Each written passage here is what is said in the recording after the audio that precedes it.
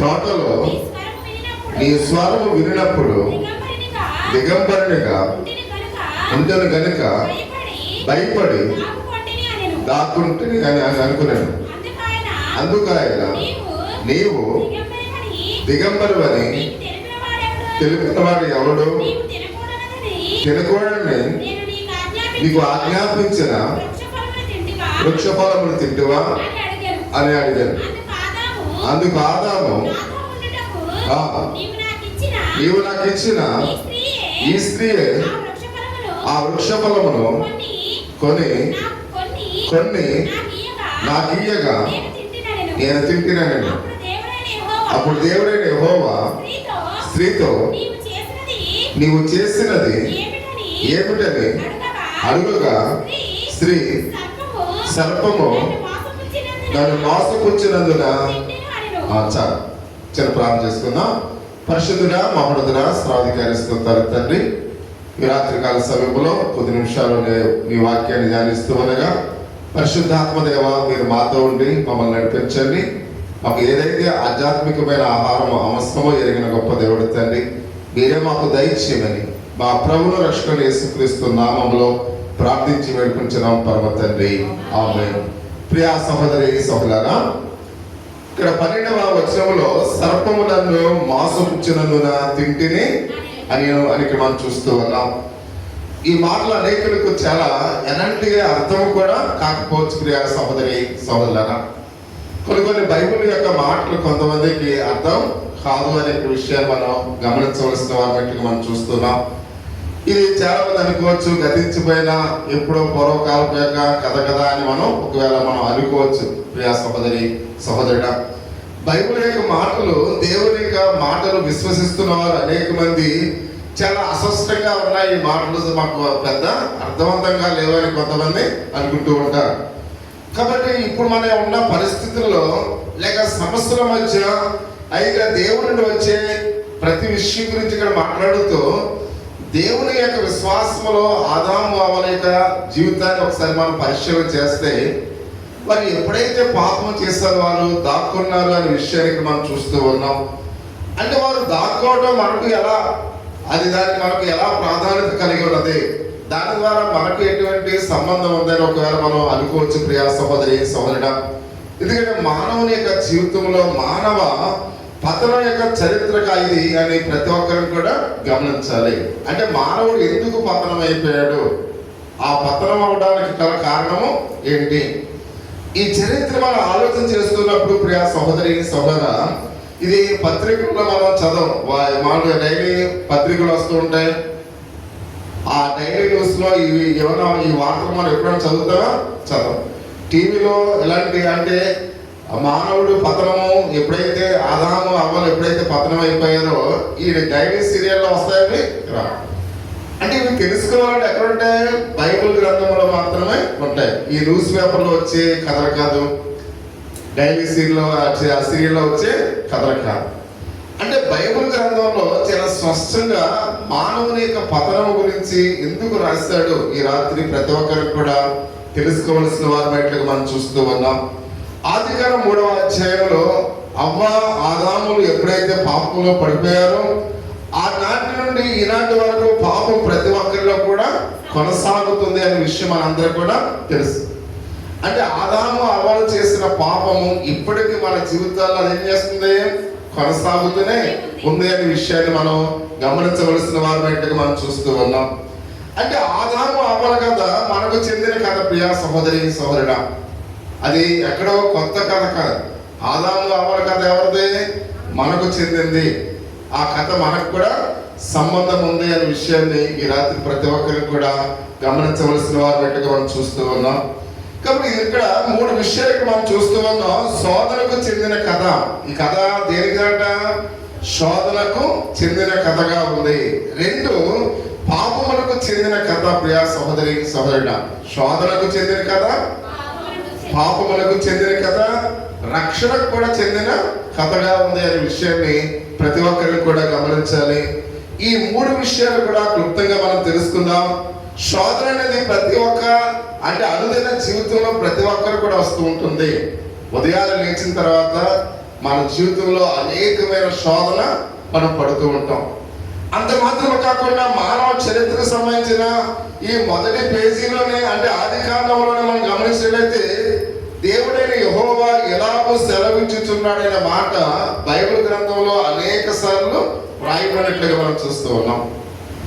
Old testament లో, పాత నిబంధనలో మొట్టమొదటిగా ప్రభువైన దేవుడు అంటే ఆయన ఏమంటున్నాడు, దేవుడైన యెహోవా ఎలాగో సెలవిచ్చుచున్నాడనే మాట బైబిల్ గ్రంథంలో అనేక సార్లు మనం చదువుతూ ఉంటాం.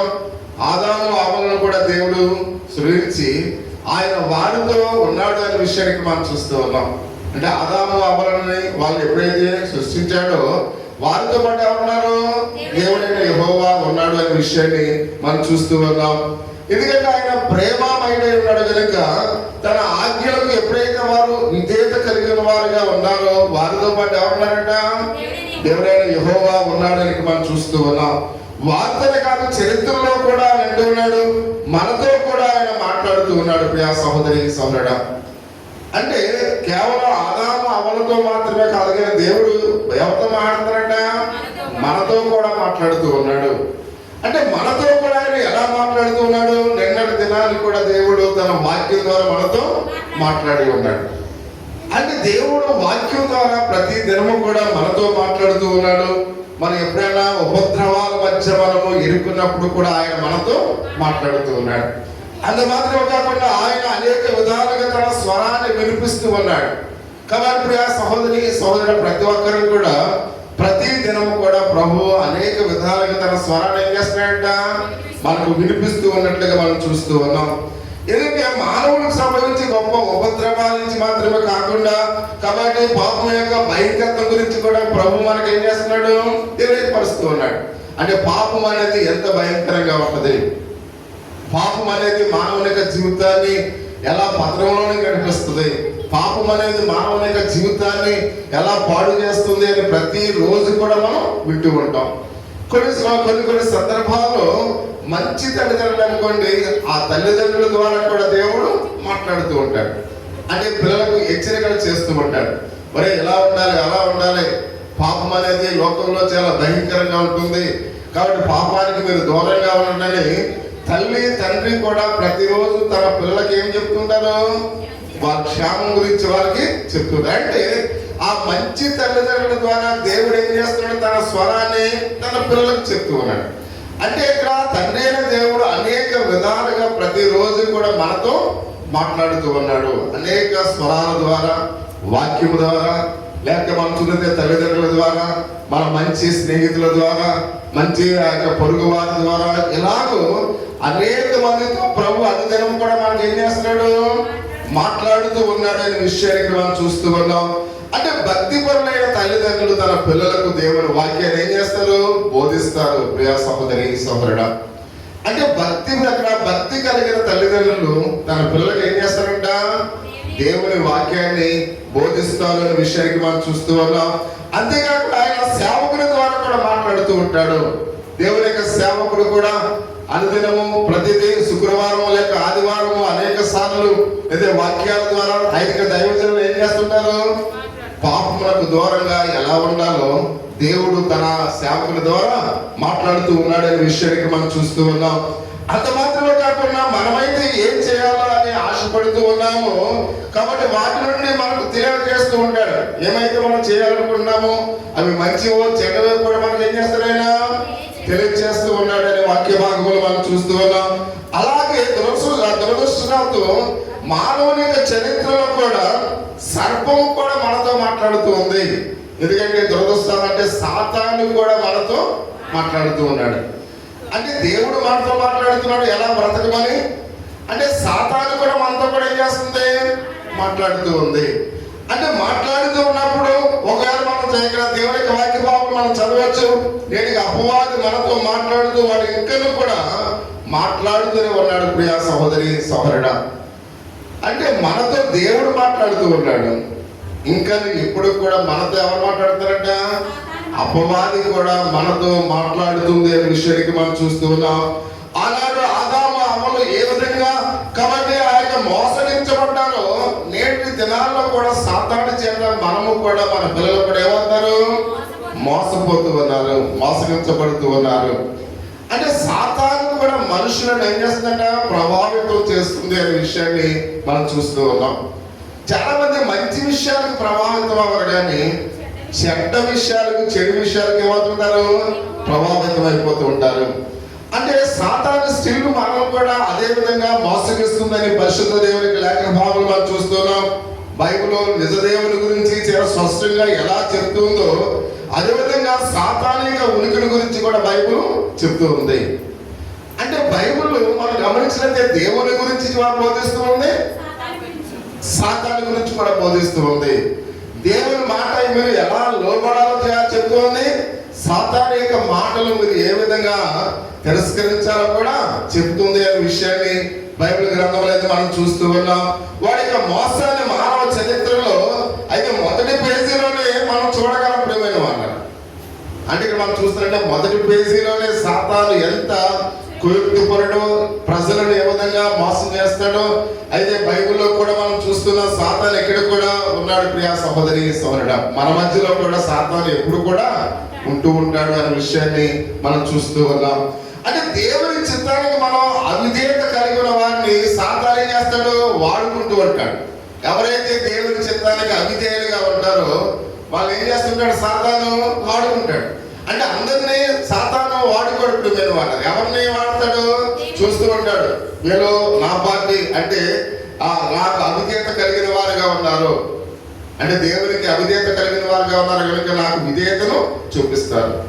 అంటే వీళ్ళు లొంగ తీసుకోవాలి, నా వైపు వీళ్ళందరినీ కూడా మార్చుకోవాలని సాతాను ఏం చేస్తుంటది, ఆలోచిస్తుంది. అంటే సాతాను ఎల్లప్పుడూ కూడా ఎవరైతే అవిధేయత కలిగి ఉన్నారో వాళ్ళని చూస్తూ అవిధేయత కలిగిన వాళ్ళు ఏం చేస్తుంది, పట్టుకొని తన వైపుకు లాక్కుంటది అనే విషయాన్ని మనం చూస్తూ ఉన్నాం.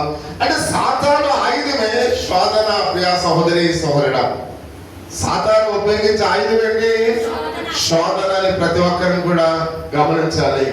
కాబట్టి అంత మాత్రమే కాకుండా ఈ లోకంలో ఇంకా ఈ శోధన కన్నా భయంకరమైన ఇంకోటి లేదు.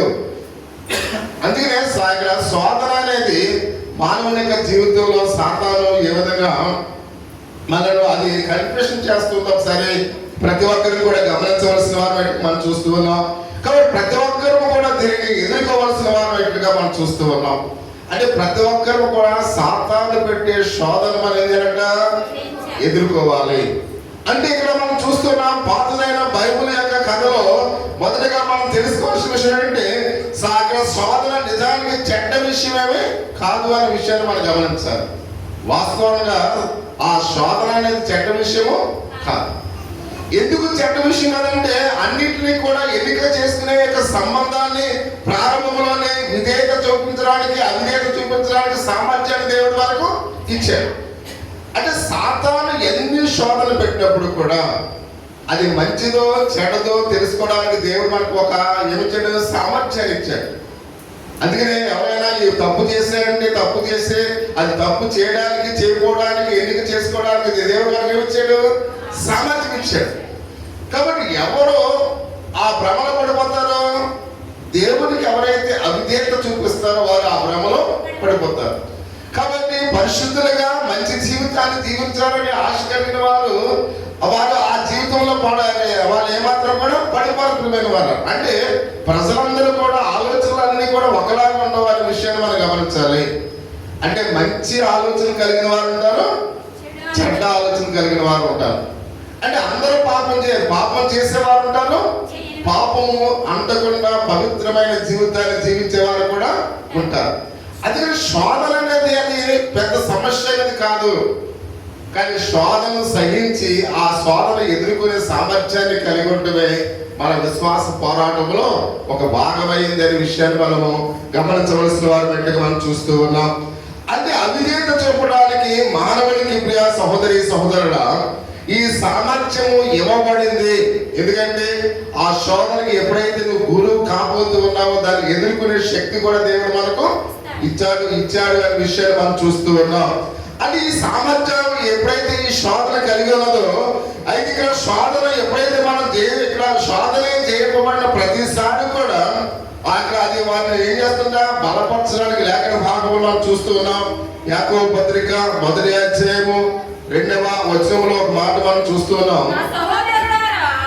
నా సహోదరులారా, మీ విశ్వాసములకు కలుగు పరీక్ష ఓర్పును పుట్టించునని ఎరిగి మీరు నానా విధమైన శోధనలో పడినప్పుడు అది మహానందమని ఎంచుకొనడి అని మనం చూస్తూ ఉన్నాం. అంటే మీ యొక్క విశ్వాసము కలుగు పరీక్ష ఓర్పును పుట్టించి ఎరిగి మీరు నానా విధమైన శోధనలు పడినప్పుడు అది మహానందమని ఎంచుకొనడి. అంటే ప్రియ సహోదరి సహోదరులారా, కాబట్టి మన విశ్వాసానికి అనేక సార్లు పరీక్ష జరుగుతూ ఉంది. ఆ పరీక్షలో మనం ఏం చేయాలి? గెలవాలి. ప్రియ సహోదరి సహోదరుడు, అంటే శోధన అనేది ప్రతి ఒక్కరికి వస్తుంది. కానీ ఆ శోధన ఎవరైతే సహించి దాన్ని ఎదుర్కొనే సామర్థ్యాన్ని మనం కలిగి ఉన్నాం కాబట్టి మనం ఏం చేయాలి? దాన్ని ఎదుర్కోవాలి, జయించవలసిన వారిని మనం చూస్తూ ఉన్నాం. అయితే శోధన ఏ రూపంలో వస్తుందో గమనించుకోవాలి ప్రియ సహోదరి సహోదరుడా. శోధన అసలు ఏ రూపంలో మన దగ్గరికి వస్తుందో మనం ఏం చేయాలంట? గమనించాలి అని మనం చూస్తూ ఉన్నాం. అది వస్తున్నప్పుడు ఎలాంటి సూచన ఎవరు ప్రియమైన వాళ్ళరా? ఇప్పుడు వర్షం వస్తుంది అనుకోండి, ఆకాశంలో ఏమవుతాయి? మార్పులు జరుగుతాయి. ఎప్పుడైతే వర్షం వస్తుందో ఉరుములు వస్తాయి. ఉరుములు రాగానే మనం ఏం చేస్తాం?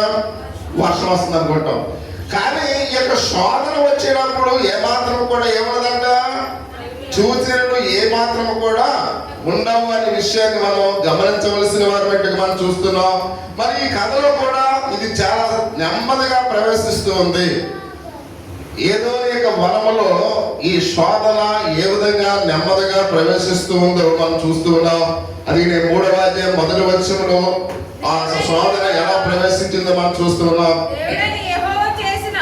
ఈ తోట చెట్లలో దేని ఫలమైనను మీరు తినకూడదని దేవుడు చెప్పినా. ఇక్కడ సహోదరి సహోదరుడా, అంటే ఇక్కడ చాలా నెమ్మదిగా ప్రవేశిస్తుంది. నెమ్మదిగా ప్రవేశించి ఏమంటుంది? ఈ తోట చెట్లలో దేని ఫలమైనను మీరు తినకూడదని దేవుడు చెప్పినా అనే ఆ డౌట్ క్రియేట్ చేసినట్లుగా మనం చూస్తూ ఉన్నాం. అంత మాత్రమే కాకుండా అని అడిగి పాపము ఎలాగే ప్రారంభమవుతుంది, ఇది మనల్ని శోధించినప్పుడు కూడా మనలో దాని యొక్క ఉచ్చులో పడిపోవడానికి ఇలాగనే ప్రయత్నం చేస్తుందనే విషయాన్ని మనం తప్పగా తెలుసుకోవాల్సిన వారి బట్టి మనం చూస్తున్నాం. అయినా కానీ దాన్ని నేను చేస్తాను అని ఇక్కడ చెప్తూ ఉంటాము అనే విషయాన్ని మనం చూస్తూ ఉన్నాం. సాధారణంగా మనం ఏ విధంగా అయితే ఈ యొక్క పాపంలో ఈ ఉచ్చులో పడిపోతామో మనం గమనించినట్లయితే ప్రారంభంలో సాధకుడు ఈ శోధన అస్పష్టంగా ఉంచుతాడు అనే విషయాన్ని మనం గమనించాలి. అంటే నా వైపు చూడాలి. అంటే శోధన అనేది మానవుని యొక్క జీవితంలో ఎలా ప్రవేశిస్తుందంటే, చూడండి, ఎవరైనా మన స్నేహితురాలు, ముఖ్యమైన స్నేహితురాలు మనలో తప్పుడు ఆలోచనలు, తప్పుడు శోధనలు మనం ఎలా క్రియేట్ చేస్తుంటే అది చేస్తే పెద్దేమీ తప్పేం కాదు. అంటే మనం ఆ మాట విన్నప్పుడు ఇది చాలా టేక్ ఇట్ ఈజీ కదా అని అనుకుంటాం. మనం అనుకుంటాం ఇదేమి పెద్దేమీ సమస్య కాదు కదా అనుకుంటాం. అంటే పాపం అంటే మనల్ని కనిపించేస్తాం మనం. అంటే మనం ఎప్పుడైతే ఈ పాప స్వభావంలో పడిపోతామో, పాప ఆలోచన మనం ఎప్పుడైతే శోధిస్తూ ఉందో అది స్పష్టంగా చెప్పదు ప్రియ సహోదరి సహోదరుడు. ఈ శోధన అనేది అంత క్లియర్గా ఉండదు, అస్పష్టంగా ఉంటుంది. అంటే మనకు అర్థమవుతుంది, అర్థం కాదు. మీకు అర్థమవుతుందా? ఒకసారి కొన్ని మాటలు చూడండి, మనకు అర్థమైనట్లుగా ఉంటాయి కానీ అర్థం కావు. అంటే శోధన కూడా అలాగే ఉంటుంది. అది దాన్ని పూర్తిగా క్లియర్గా చెప్పాలనుకుని మనం తప్పు చేస్తామో చెయ్యం. అది ఎప్పుడైతే అస్పష్టంగా ఉందో మనకు తెలియనప్పుడు మనం కన్ఫ్యూజ్ పడి ఏం చేస్తాం? పొరపాటు చేస్తాం.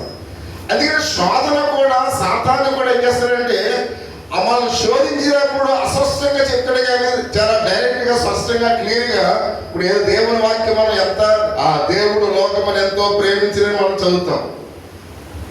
అదే సాతాను మనల్ని మోసపుచ్చే మాటలు ఏమంటాడు? దేవుడు అంటే కనిపించాలన్నమాట. అంటే మనకు ఆ మాటలు అంత క్లియర్ గా అర్థం కావు. కొంతమంది చూడండి, ఒక మాట మింగేస్తుంటారు, ఒక మాట మాట్లాడుతూ ఉంటారు. మీకు అర్థమవుతుందా? ఒక మాట మాట్లాడుతూ ఉంటారు, ఒక మాట మింగేసుకుంటారు. అంటే మనకు అర్థవంతంగా చెబితే మనం ఆ పాపంలో పడిపోం. ఎప్పుడైతే అది అర్థవంతంగా ఎప్పుడైతే చెప్పకపోతే మనకు కనిపిస్తే ఆ పాపంలో మనం ఏం చేస్తాం? పడిపోవడానికి ప్రయత్నం చేస్తాం. అంటే సాతాను కూడా ఇలాగనే మనం ఏం చేస్తుంది, అస్పష్టంగా మాట్లాడుతూ మనల్ని పాపంలో పడవేస్తుందని పరిశుద్ధ గ్రంథంలో చాలా స్పష్టంగా మనం చూస్తూ ఉన్నాం. అయితే ఇక్కడ మనం గమనిస్తే నైతికంగా మనను తెగమక పరుస్తూ ఉంది. ప్రియా సహోదరి సహోదరుడా, నైతికంగా మనం ఏం చేస్తుందంటే అది తెగమక పరుస్తూ ఉందని ఇక్కడ మనం చూస్తూ ఉన్నాం. అప్పుడు మనం బలహీనం అవుతాం, బలహీన పరుస్తుంది ప్రియమైన వాళ్ళ. అంటే మనం ఏం చేస్తుందంటే సాతాను బలహీన పరుస్తుంది అనే విషయానికి మనం చూస్తున్నాం. అప్పుడు దీన్ని చేస్తే తప్పేంటి ఆ ప్రశ్న మనలో లేవనెత్తుతుంది. సర్లే ఇది చేస్తే పర్లేదు, బ్రేక్ తప్పేంటి, ఇది చేస్తే తప్పేంటి అని. అంటే మనలో మనం ఎప్పుడైతే బలహీనమయ్యామో తప్పు చేయడానికి బలం మనలోనికి వస్తుంది.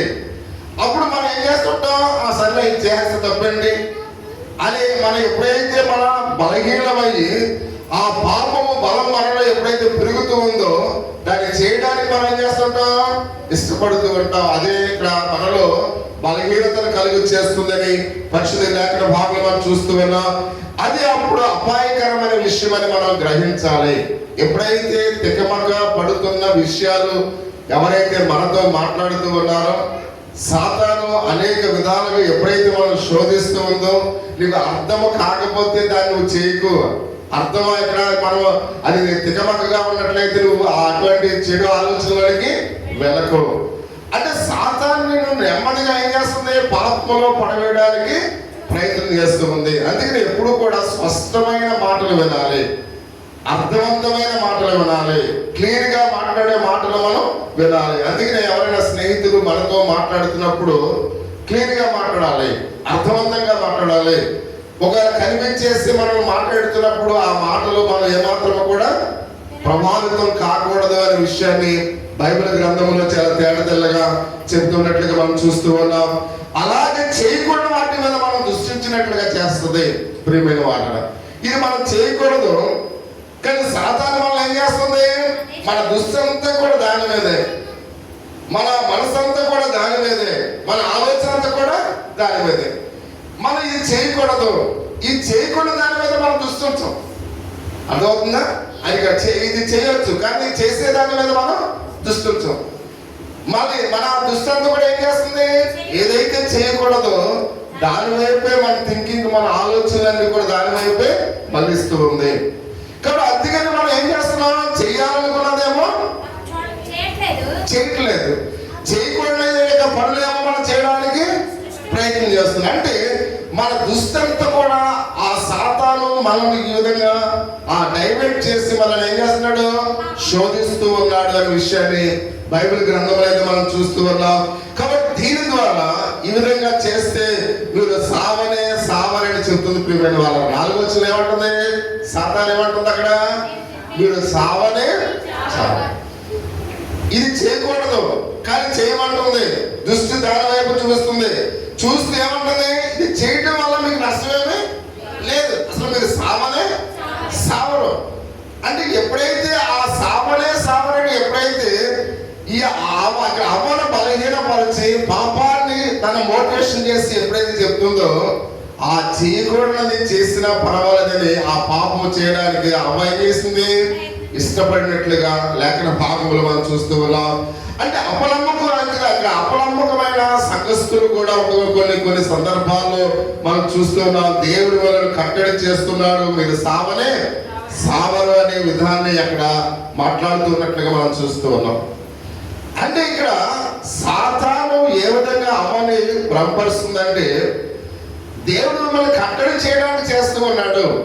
మిమ్మల్ని ఎటు మెదలకుండా, ఎటు కదలకుండా, మీ సొంత ఆలోచనలు, సొంత ఉద్దేశాలు నెరవేర్చకుండా మిమ్మల్ని ఏం చేస్తున్నాడు, కట్టడి చేస్తూ ఉన్నాడు అని.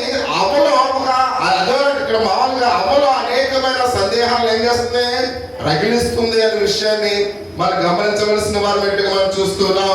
పాపము మరణము కాదని చెప్తుంది ప్రియమైన వాళ్ళ. ఏమంటుంది, అసలు పాపము, అసలు మరణానికి దానికి ఎటువంటి సంబంధం లేదు. మీరు ఎంత పాపం చేసినా అందరూ చనిపోతారు, మీరు కూడా చనిపోతారు, అంతేగాని అది పెద్ద సమస్యమే కాదు అని అమ్మతో అక్కడ సాతాను శోధిస్తూ ఉన్నట్లుగా మనం చూస్తూ ఉన్నాం. అంటే ఇక్కడ తప్పు చేయడం ప్రాణాంతకము కాదు అనే విషయాన్ని అక్కడ బోధిస్తుంది ప్రియమైన వాళ్ళ. తప్పు చేయడం ఏం కదంట, అది అది ప్రాణాంతకమైనది కాదు. అంటే ప్రాణాంతకమైన సమస్యలు నీలో రావు అని పాపం చేయడం ద్వారా అది చాలా అటువంటి ప్రాణాంతకమైన ఆ యొక్క మరణం నీకు సంప్రాప్తించదని అక్కడ చెప్తూ ఉన్నట్లుగా మనం చూస్తూ ఉన్నాం. కాబట్టి దేవునికి విరోధంగా చేయడం ద్వారా ఈ చెడ్డ విషయం కాదని అక్కడ చెప్తున్నట్లుగా మనం చూస్తూ ఉన్నాం. చాలా మంది చూడండి, దేవునికి విరోధంగా మాట్లాడితే, దేవునికి విరోధంగా తప్పు చేస్తే ఇది పెద్ద సమస్య కాదని చాలా మంది అనుకుంటూ ఉంటారు. ఏమనుకుంటారు? దేవునికి విరోధంగా మనం ఎలా మాట్లాడినా, దేవునికి విరోధంగా ఎలా నడిచినా మనం ఎటువంటి సమస్య కాదని చాలా మంది అనుకుంటూ ఉంటారు. అంటే ప్రతి విషయంలో కూడా దేవునికి విరోధంగా నడవటం కూడా పాపమే. నేను హైదరాబాద్ లో ఒక విషయం నేర్చుకున్నాను. ఏంటంటే హైదరాబాద్ లో మన గ్రామస్తులు కూడా చాలా మంది ఉంటారు, వాళ్ళకి కూడా తెలుసు. ఎందుకంటే హైదరాబాద్ లో అందరు కూడా రోడ్డు పక్కనే నడుస్తారు. మన ఏపీలో రోడ్డు మధ్యలోనే నడుస్తారు. అంటే చూడండి, మీరు ఎప్పుడైనా మీరు హైదరాబాద్ వెళ్ళినప్పుడు చూడండి, అందరూ కూడా కాలినడక నడిచి ప్రతి ఒక్కరు కూడా రోడ్డు దిగి నడుస్తారు. అసలు ఎవరు కూడా రోడ్డు మీద నడవరు. మీరు ఎప్పుడైనా చూస్తారు లేదు. కానీ మన వాళ్ళు ఏం చేస్తాం, మనం ఏం చేస్తాం? నేను రోడ్డు మధ్యలో నడుస్తాను. నేను కూడా రోడ్డు మధ్యలో నడుస్తుంటే అంకుల్ గారు ఏంటంటే ఇలా ఎక్కడ నడుస్తారంటే ఇక్కడ నడవకూడదు, మీరు రోడ్డు పక్కకి వెళ్ళి నడవండి అన్నారు. నాకు ఆశ్చర్యం వేసింది. అంటే హైదరాబాద్లో అంటే వాళ్ళు రూల్స్ అండ్ రెగ్యులేషన్ ఏం చేస్తున్నారు, పాటిస్తూ ఉన్నారు. మనం ఎవరు కూడా వాటిని పాటించాం కాబట్టి ఇక్కడ ప్రమాదాలు ఎక్కువ జరుగుతుంటాయి. ప్రియ సహోదరి సహోదరుడు, అంటే అది దేవునికి విరోధమైనది. కాబట్టి దేవునికి విరోధమైనది మనం ఏది కూడా చేయకూడదు అనే విషయాన్ని మనం గమనించాలి. కానీ సాతాను ఏం చేస్తుంది, అదే చేయడానికి మనను ఎంకరేజ్ చేస్తుంది అనే విషయాన్ని మనం చూస్తూ ఉన్నాం. సాతాను రుజువు చేయడానికి ప్రయత్నించడానికి ప్రతిసారి మనం ప్రయత్నిస్తున్నట్లుగా మనం చూస్తూ ఉన్నాం. దీని భాగంగానే పాపము మరణము కాదని అవిశ్వాసులు అనేక మంది అనుకుంటారు. ప్రియమైన వాళ్ళు, అవిశ్వాసులు ఏమనుకుంటారు?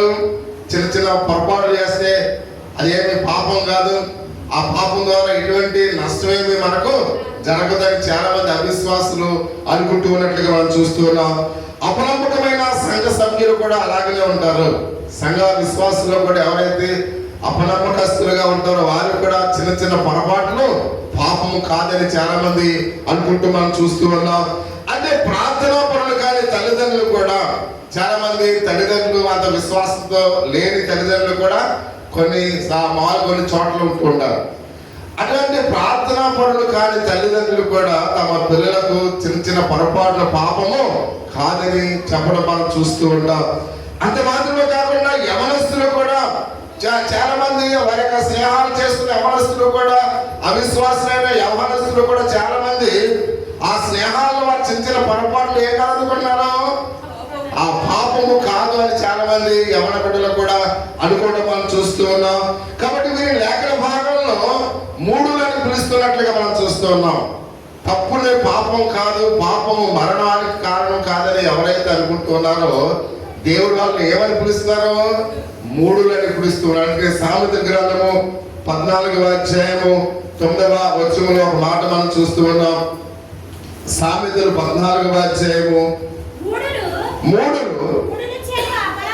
మూడులు చేయని అపరాధ పరిహారార్థ బలి వారిని అపహాస్యము చేయను అని మనం చూస్తూ ఉన్నాం.